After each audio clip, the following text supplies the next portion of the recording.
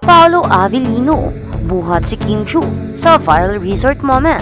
Nakita na magkasama sa e-bike. Nagtatanong ang mga fans, ano ba talaga ang nangyayari? Lumipad ang mga sparks at nagkakagulo ang internet matapos mamataan sina Paolo Avellino at Kim Chu sa isang intimate at nagiging unexpected moment na naging viral na ngayon sa social media.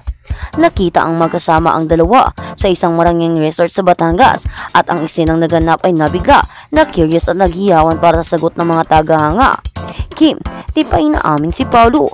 Ayon sa ilang nakasaksi at viral video na kumakalat sa online, nakita si Paolo na karga-karga si Kim Chu bridal style matapos ang tila mapaglaro at romantikong palitan sa isang mabilis na weekend getaway.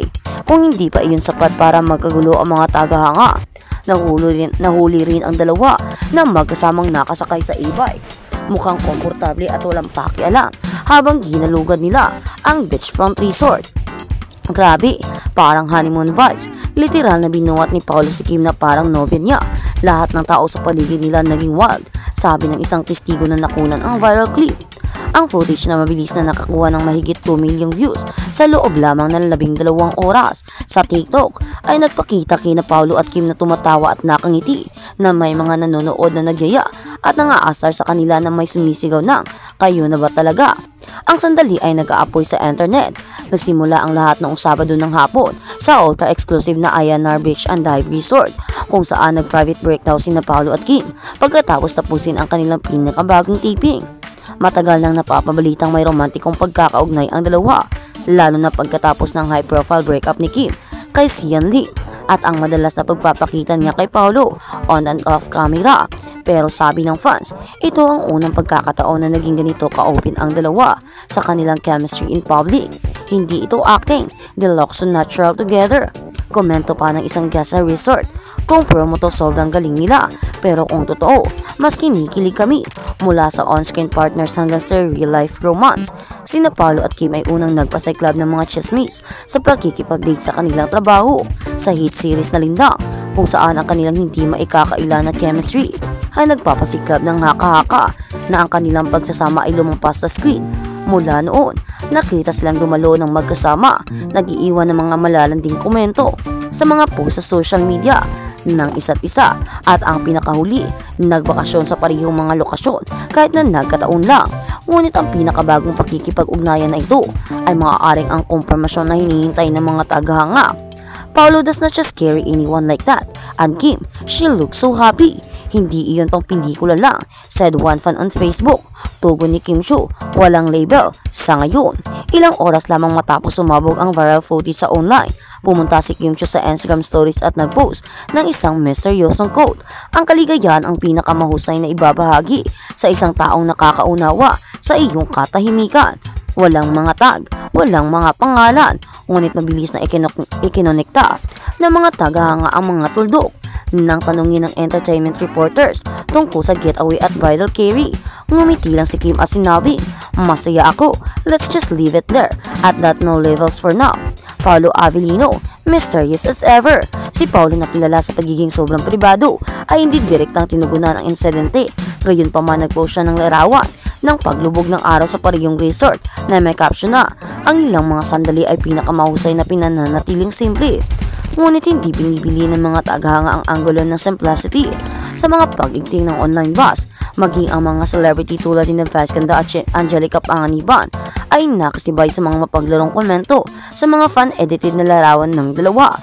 Sumulat si Vice, "Dapat ako yung binubuhat."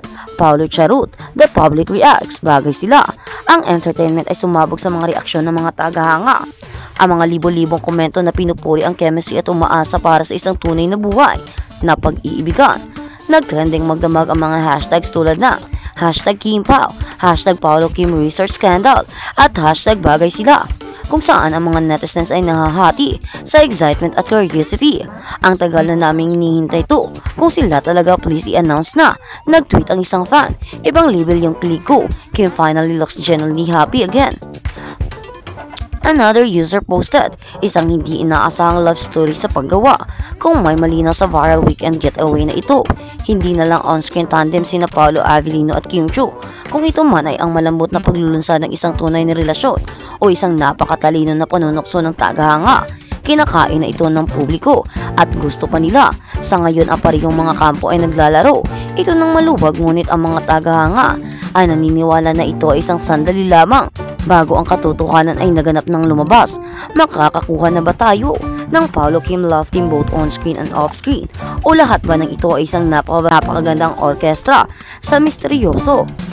One thing is for sure, this is showbiz, romance and its most thrilling, with just enough shock, sweetness and scandal to keep the entire nation talking.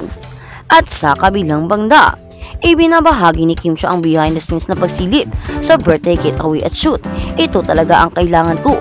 Ibinibigay ng i-showtime host na si Kim Chiu ang mga tagahanga ng pagdiriwang ng kanyang kaarawan sa pamamagitan ng isang kamakailang vlog kung saan ibinahagi niya ang mga behind the scenes moments mula sa kanyang mga special shoot sa Dubai at Bali set. Si Kim na naging 35 taong gulang na ngayong taon ay pinipiling ipagdiwa ang kanyang kaarawan sa simpleng ngunit makabaluhang paraan. This year I choose a quiet birthday, no big celebration, just a moment to pause, reflect and simply be me. Thankful for where I am, grounded in now, and still living the dream I once prayed for, sabi ni Kim. Sa unang bahagi ng kanyang vlog, ibinahagi ni Kim ang isang surprise sunrise birthday shoot sa Dubai Desert na binalak ng kanyang kapatid na si Cam Chiu habang sila ay nasa tour para sa kanyang pelikula My Love Will Make You Disappear. Kasama ang co-star na si Paolo Avellino. Sunrise is a new beginning for a brand new day. That's the motto of my birthday. Happy birthday to me. Ibinahagi ni Kim habang naghahanda sila ng kanyang theme na pumunta sa disyerto. Ang pagkakakita sa disyerto sa unang pagkakataon ay nagpasinda kay Kim. It felt so amazing, so real and so worth it. Nahabulin ang sunrise dito sa desert ng Dubai. Looking at these moments now, I just feel overwhelmed with gratitude. Sobra talaga akong nagpapasalamat to my sister Kami para ma-push talaga itong pictorial na ito. She shared. Nasiyahan din si Kim na sumakay sa isang kamilyo at nagbihis pa ng parang lokal na para sa karanasan. Nang maglaon, lumipad si Kim sa Balasin Island sa Polillo para sa ikalawang bahagi ng kanyang birthday celebration at birthday shoot. Doon nagulat siya sa kanyang pamilya at mga malalapit na kaibigan. Nandito kami ngayon sa Balasin, sabi ni Kim. Sobrang ganda talaga ng beach dito, kaya hindi natin pinalampas ang quiet morning dito sa Balasin. Nagpapahayag ng pagpapahalaga sa kalikasan. Idinagdag niya, ibinibigay ng kalikasan ang magandang tanawin na ito upang ipagdiwang isa pang taon ng aking buhay. Ang Dubai ay isang sorpresa na hindi ko ina-expect at ang Balasin ay talagang aking munting mapayapang pagtakas. Every time na nandito ako, I felt like I hit the post button. Sa kabila ng lahat ng mga nangyayari, perfect spot siya for reflection and celebration. Na rin, Kim expressed. She went on, this is exactly what I needed. A simple, beautiful moment with nature and the people I love.